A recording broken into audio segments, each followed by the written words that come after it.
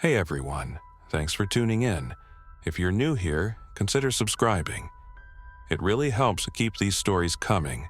And while you're here, let me know in the comments where you're listening from. Now, sit back, relax, and let's get into the story. The night started like any other. I was sitting in my apartment, half watching a crime show while scrolling through my phone. The world outside my window was quiet. Too quiet for a city that never truly slept. It was that eerie stillness that made me look up, my fingers frozen mid-scroll. Then my phone buzzed. Not a regular notification, not a text, but that blaring emergency alert tone that makes your heart jump into your throat. The screen lit up with a message that sent a cold shiver down my spine. Emergency alert, biological hazard detected, shelter in place. Await further instructions. I blinked at the screen, waiting for more details. A few seconds later, my TV flickered, switching from the show I wasn't really paying attention to, replaced by a red screen with bold white letters. National Emergency Broadcast. A robotic voice crackled over the speakers. This is an emergency alert from the National Security Network. A highly contagious pathogen has been detected in multiple urban centers. All citizens are instructed to remain indoors. Avoid contact with symptomatic individuals. Further instructions will follow. The message looped, but no more information came. No explanations, no numbers, no advice beyond stay put. Outside, the city had changed. I stood at my window, gripping my phone so hard my fingers ached. At first, it was just a scattered movement. Shadows darting between parked cars, figures sprinting down the sidewalks. Then came the sirens. More than I'd ever heard at once. Police, ambulances, something else. Deeper, heavier, like military convoys rolling through the streets. I grabbed the remote, flipping channels, looking for news, but every station had switched to the same emergency broadcast. The words, highly contagious, and unknown pathogen flashed on the screen. Some channels showed pre-recorded safety instructions, how to lock down your home, how to filter the air, how to avoid exposure. But nothing answered the real question burning in my mind. What exactly were we dealing with? A sudden crash from the hallway made me jump. My heart pounded as I turned toward the door. Someone was out there running. No, slamming against the walls. A voice, garbled and frantic, screamed something unintelligible before being cut off by a sickening thud. Then silence. I backed away, locking the door and double-checking the deadbolt. Whatever was happening outside, I wasn't about to find out the hard way. Then my phone buzzed again. Emergency alert. Do not leave your home. Avoid all contact. Further updates to follow. I didn't know it yet, but the world as I knew it had just ended. I stood in my apartment, my breath shallow, staring at my phone screen. The emergency alert still glowed in my trembling hands. My mind raced, trying to process the situation. Outside, the chaos escalated. More screams echoed through the streets, blending with the distant wail of sirens. Something was very wrong. I turned back to the TV, flipping through channels in search of real news, something beyond the looping emergency message. Then, I found it. A live broadcast. A disheveled news anchor sat behind a desk, his tie loosened, his face pale and drenched in sweat. Behind him, the newsroom was in shambles. Papers scattered, a chair overturned, distant shouting from unseen staff members. He cleared his throat, gripping the desk with white-knuckled fingers. We are coming to you live with an urgent update on the national emergency. Authorities have confirmed that the pathogen responsible for the ongoing crisis is spreading at an unprecedented rate.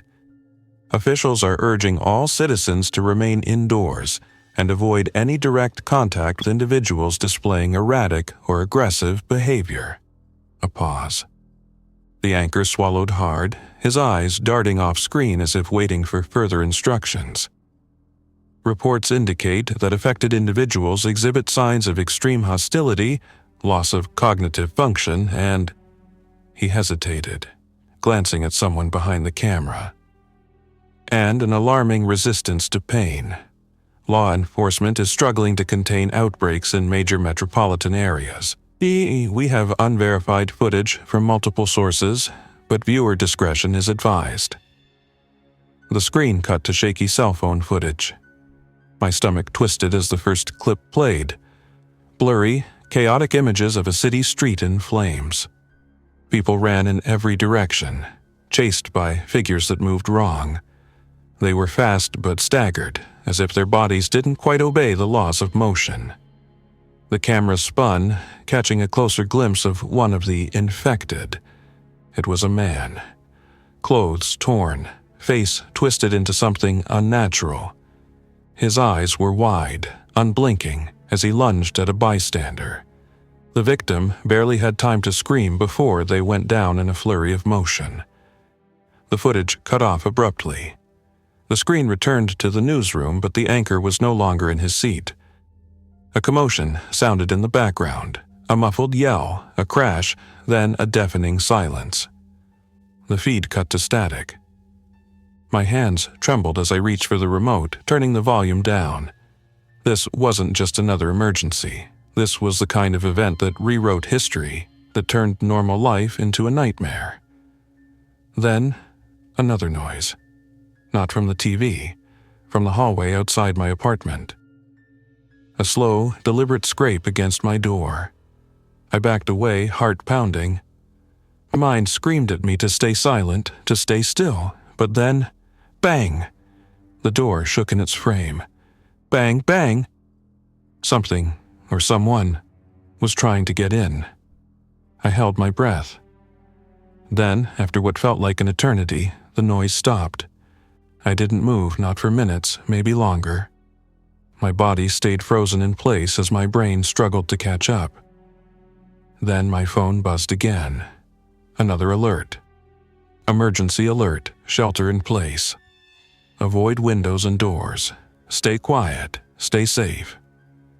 I wasn't sure if anywhere was safe anymore. I stood in the dim glow of my TV screen, heart hammering in my chest.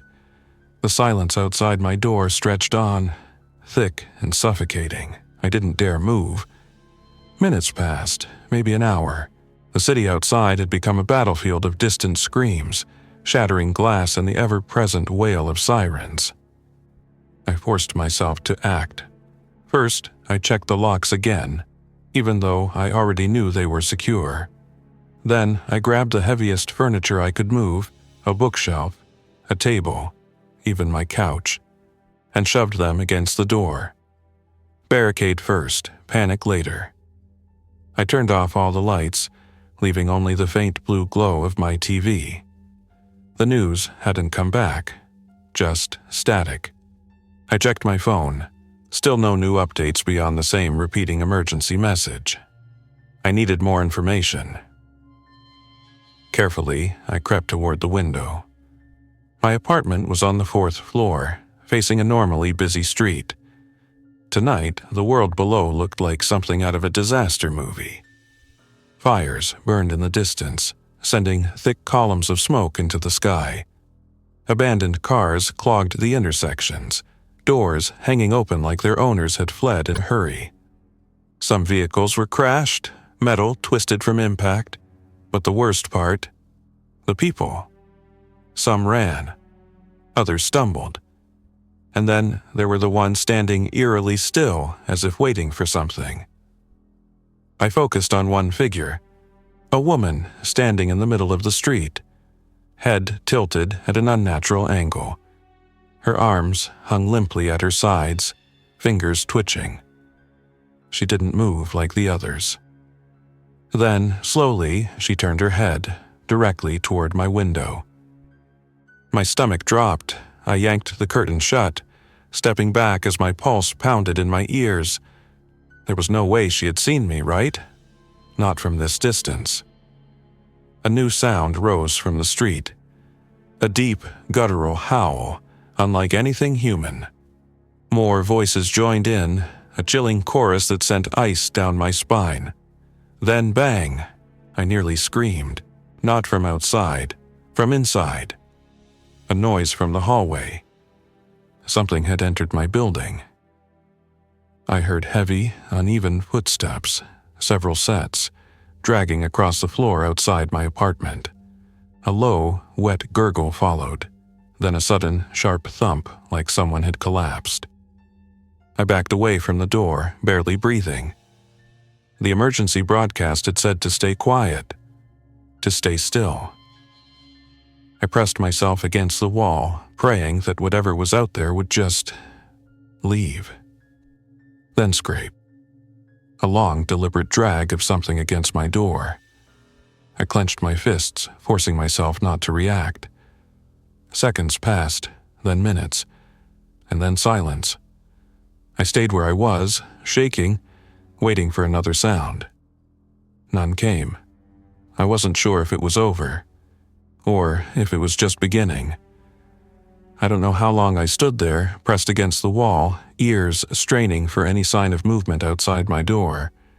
Minutes, hours. Time didn't feel real anymore. My muscles ached, but I didn't dare move. Not until I was sure whatever had been out there was gone. Finally, I let out a shaky breath and crept back to the window. Carefully, I peeled back the curtain, just enough to peek outside.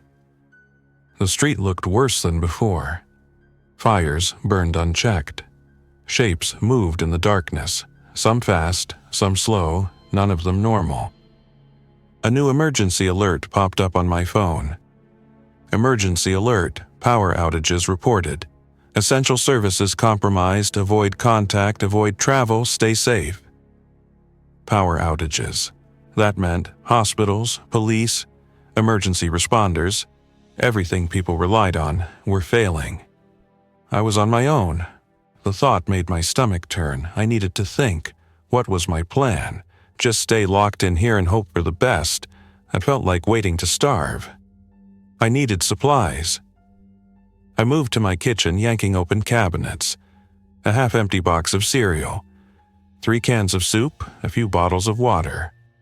Not enough. I opened the fridge. Milk that would spoil soon, some leftovers, a couple of energy drinks. I grabbed whatever I could, piling it on the counter. My hands were still shaking. Something crashed outside. I nearly dropped a can. Not from the hallway this time, from the alley behind my building. Slowly, I edged toward the back window. I had never paid much attention to the alley before. It was just a narrow, trash-filled gap between buildings. But now, it was filled with movement. Someone, or something, was down there. I could only see glimpses, shadows flickering between dumpsters. Then, suddenly, a man burst into view, running for his life. He was panting, stumbling, looking over his shoulder. And then I saw why. A group of figures chased after him, their movements jerky, unnatural. They were fast. The man tried to climb onto a fire escape. His fingers grasped the metal railing. He almost made it. But one of them grabbed his leg. He screamed. I yanked the curtain shut, my heart slamming against my ribs. I didn't need to see the rest. I backed away from the window, forcing myself to breathe. Then my phone buzzed again. Emergency alert, avoid open windows. Avoid loud noises, do not draw attention to your location. Too late. I had looked. And now, I had the sinking feeling something had looked back. I moved away from the window, my breath coming in shallow gasps. The emergency alert had warned me, do not draw attention to your location. Had I already messed up? I stood frozen in my apartment, ears straining for any sound. The city outside had become a nightmare of distant sirens and screams. Then, footsteps. Not from outside, from inside my building. They were slow, deliberate. Not the frenzied scrambling of panic, not the erratic dragging from whatever had passed my door earlier. A person. I inched toward my peephole, heart hammering. A man stood in the dimly lit hallway. My neighbor from 2 doors down, Mr. Collins.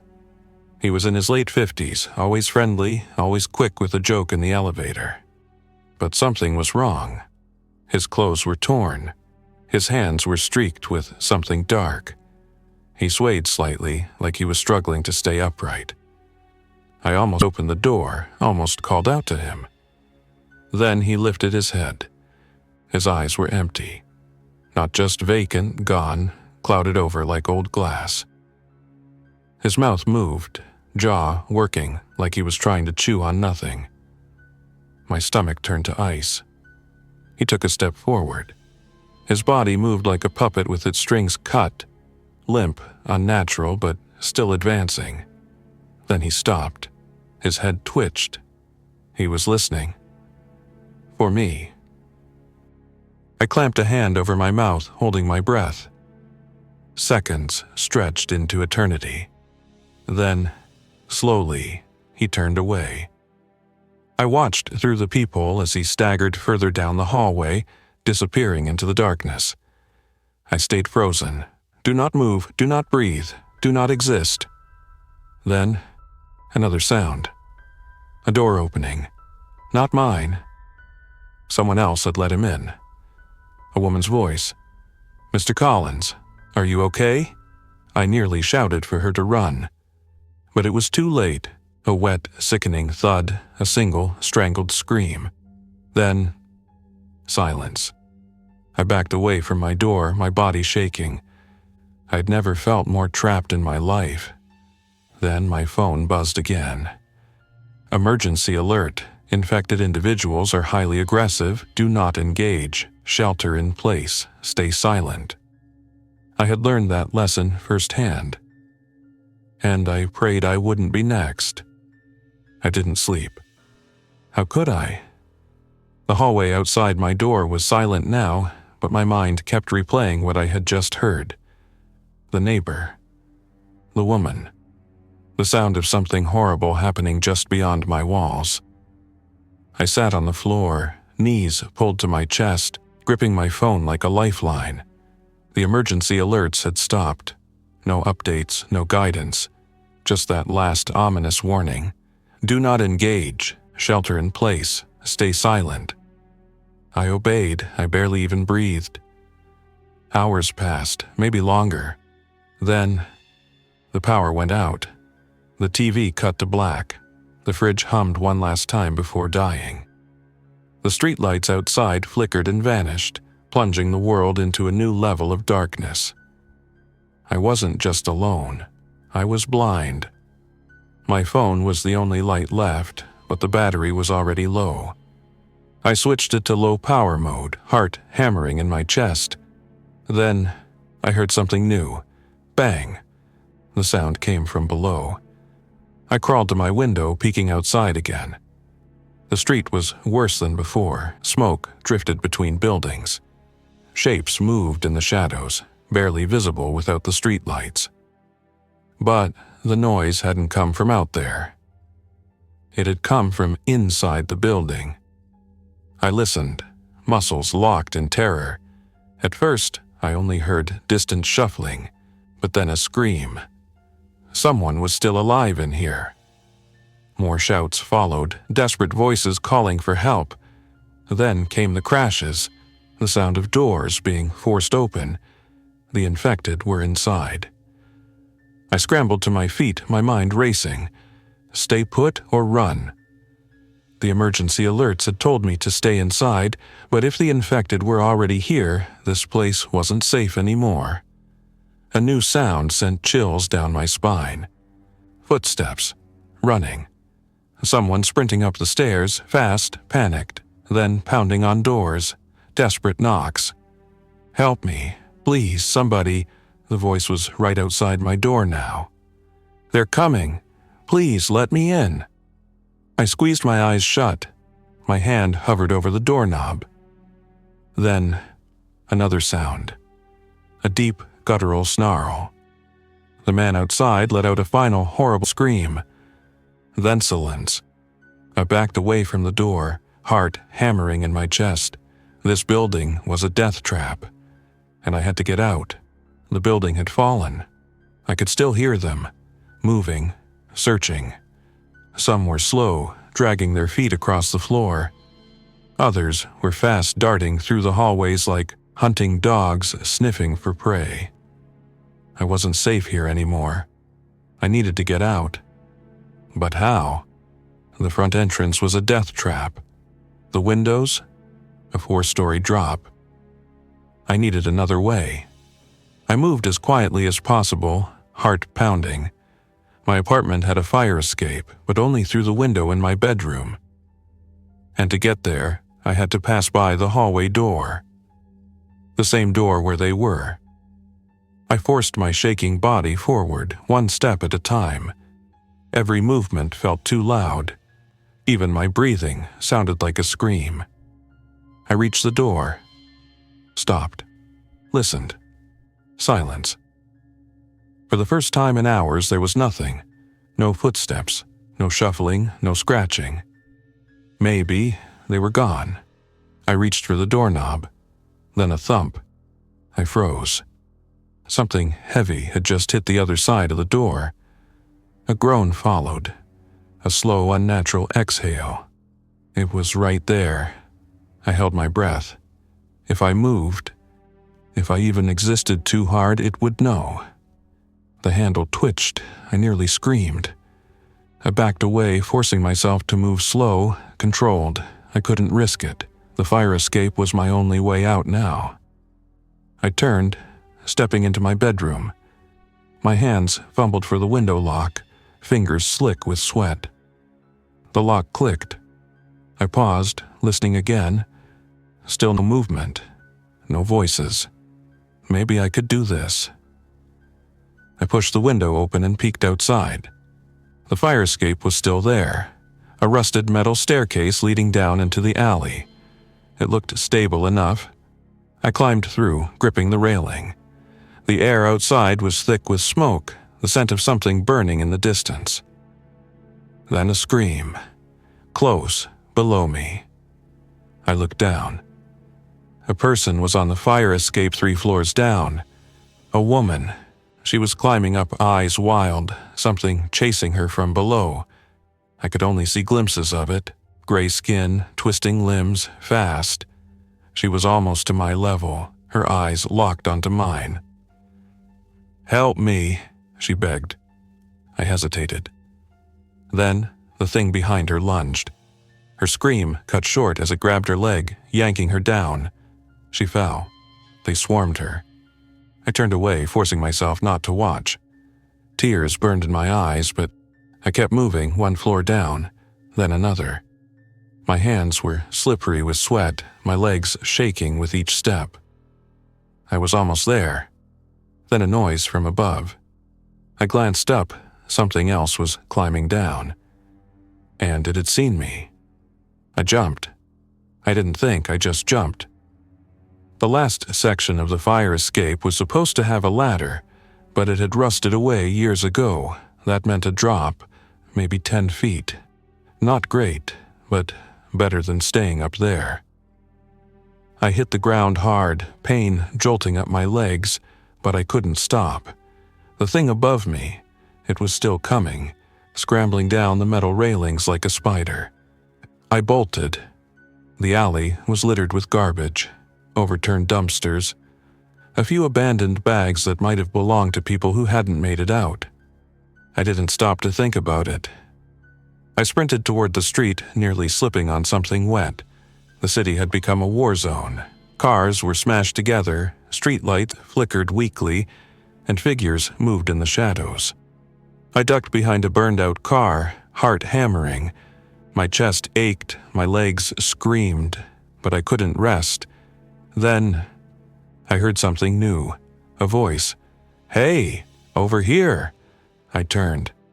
A small group of people stood further down the road near an overturned truck. Their clothes were dirty, faces pale, but they were alive. One of them, A man holding a crowbar was waving at me.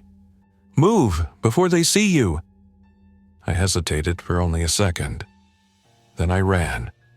Footsteps pounded behind me, more than my own. I didn't look back. I sprinted toward the group as they pried open the truck's back door. The man with the crowbar grabbed my arm, practically throwing me inside before climbing in after me. "Go, go, go!" someone shouted. The truck's engine roared to life. The doors slammed shut. We sped off, leaving the nightmare behind. For now. Inside, the others stared at me. Some looked exhausted. Some were injured, but they were survivors. Just like me. I caught my breath, hands shaking.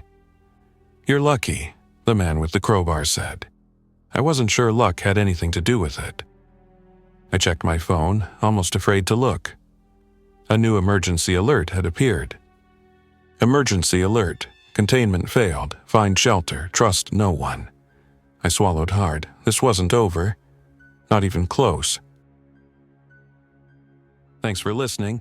If you enjoyed this story, don't forget to like and subscribe. Your support keeps these creepypastas coming. Until next time, stay alert, stay safe, and never ignore the feeling that something is watching.